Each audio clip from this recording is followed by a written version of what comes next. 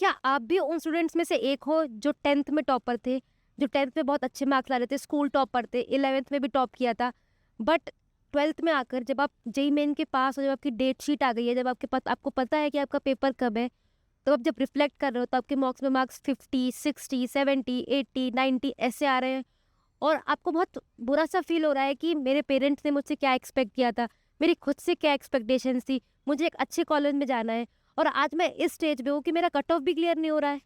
Exactly और ये चीज़ ना बहुत ज़्यादा हिट करती है, क्योंकि जब डेट्स आ जाती है ना तो हमें पता चल जाता है मेरी डेडलाइन आ गई है और मेरे पास टाइम नहीं है। और जब ये फील होती है ना तब हम सोच भी नहीं सकते कि हम इम्प्रूव कैसे करेंगे, और तब एक्सपेक्टेशंस और इंक्रीज होती हुई दिखाई देती है, क्योंकि आपके पेरेंट्स की तरफ से भी आपको सुनने को मिलता है कि तुम्हारा एग्ज़ाम आ गया है, तुम्हारा एग्ज़ाम इस टाइम पे है। और वो चीज़ फिर बार बार हिट करती है कि मेरा एग्ज़ाम तो है लेकिन मेरे मार्क्स तो नहीं आ रहे हैं और ना मेरी प्रिपरेशन उस लेवल पे है, और तब आप बहुत ज़्यादा ओवर थिंकिंग में जाते हो और डर जाते हो। और आपको एक बात पता है कि आपको एग्जैक्टली पता होता है कि आपको क्या करना है, बट आप फिर भी नहीं कर रहे होते क्योंकि आप उस लूप होल में होते हो, उस चीज़ में होते हो कि आपसे मेहनत हो ही नहीं रही, आप इतनी मेहनत कर रहे हो बट आपका एफर्ट नहीं दिख रहा है, आपका रिजल्ट नहीं दिख रहा है, आपके एक्शंस उस चीज़ को डिफाइन नहीं कर पा रहे हैं, इसलिए आपको लगता है कि मैं मेहनत ही नहीं कर रहा हूँ। डेफिनेटली आप मेहनत कर रहे हो बट आपकी मेहनत उस डायरेक्शन में नहीं है जिस डायरेक्शन में वो एफर्ट क्रिएट करेगा आपका रिजल्ट। क्योंकि आप इस टाइम पे है ना विक्टिमाइजेशन में जा रहे हो। विक्टिमाइजेशन मतलब कि आप एक्सेप्ट ही नहीं करना चाह रहे हो कि आपके साथ हो क्या रहा है, आप ब्लेम की तरफ जा रहे हो। और 11th 12th में एक चीज़ होती है ना कि पहली बार ऐसा होता है कि हमारा खुद का डिसीजन होता है, और हमारा डिसीजन अगर सही प्रूव नहीं हुआ हाँ, तो हमें इस पे एक और चीज़ है कि इस चैनल पे जितने भी लोग ये वीडियो देख रहे हैं, उसमें मैक्सिमम लोगों का ये डिसीजन कि वो आईआईटी जेईई के लिए प्रिपेयर करेंगे वो खुद का होता है। ऐसा बहुत कम केसेस में है कि उनके पेरेंट्स ने उनको पुश किया या फिर उनके फैमिली में किसी ने उनको पुश किया है कि आप वो डिसीजन लो।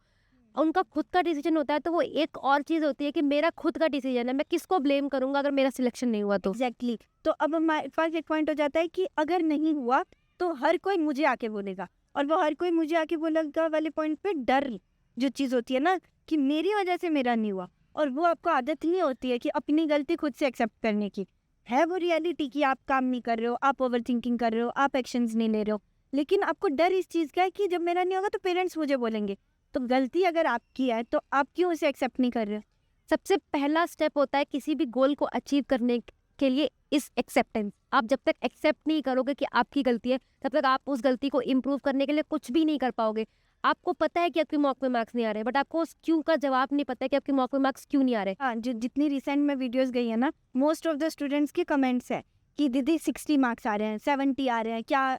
कट ऑफ भी क्लियर होगी कि नहीं। ठीक है, आपने वो सारी चीज़ें वहाँ लिख दी, ठीक है, और आपको फील हो रहा है कि नहीं आ रहे, नहीं आ रहे। हाँ, और आप उस चीज़ से हम उस चीज़ के लिए हमसे पूछ रहे हो कि हमको क्या करना चाहिए, जबकि आपको एग्जैक्टली पता है कि आपको क्या करना चाहिए। आपके मॉक में मार्क्स नहीं आ रहे क्योंकि आप मॉक के एनालिसिस नहीं कर रहे हो, आपने प्रॉपर सिलेबस कवर किया है बट आपने रिवीजन नहीं किया है, आपको सारे रीजंस पता है। तो एक चीज़ बताना, क्या आपने वो कमेंट्स में लिखने से पहले कि 80 मार्क्स आ रहे हैं, 70 मार्क्स आ रहे हैं, उससे पहले उन मार्क्स का रीज़न फाइंड किया है? खुद बैठ के देखा है कि क्यों नहीं आ रहा है, क्यों आपके 80 आ रहे हैं, 180 नहीं आ रहा है? ये चीज़ फाइंड करने की कोशिश किया है, रियलिटी नहीं की है। हाँ, बट आज आपको इस कमेंट सेक्शन में अपने उस क्यों का आंसर लिख के जाना है, आपको खुद से बैठकर एक्सेप्ट करना है। और आज के बाद इस वीडियो को देखने के बाद आपका ये टास्क है कि आप उस एक्सेप्टेंस के बाद एफर्ट्स डालोगे। एक्सेप्टेंस के पहले आपके एफर्ट्स काउंट हो रहे थे बट वो रिजल्ट में कन्वर्ट नहीं हो रहे थे। आज जब आप उस चीज़ को एक्सेप्ट कर लोगे कि आपने मेहनत नहीं करी है तो वो क्यों नहीं करी है,